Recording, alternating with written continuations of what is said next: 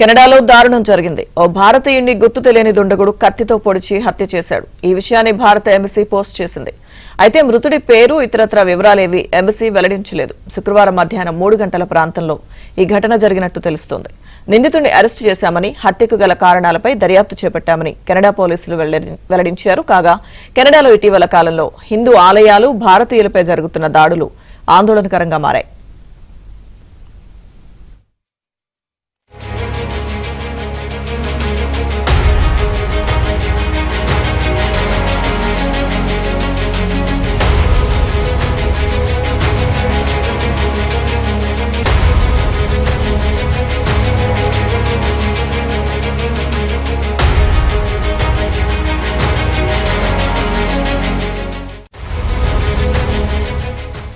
కెనడాలో దారుణం జరిగింది. ఓ భారతీయుణ్ణి గుర్తు తెలియని దుండగుడు కత్తితో పొడిచి హత్య చేశాడు.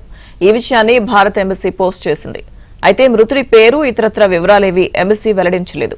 శుక్రవారం మధ్యాహ్నం 3 గంటల ప్రాంతంలో ఈ ఘటన జరిగినట్టు తెలుస్తోంది.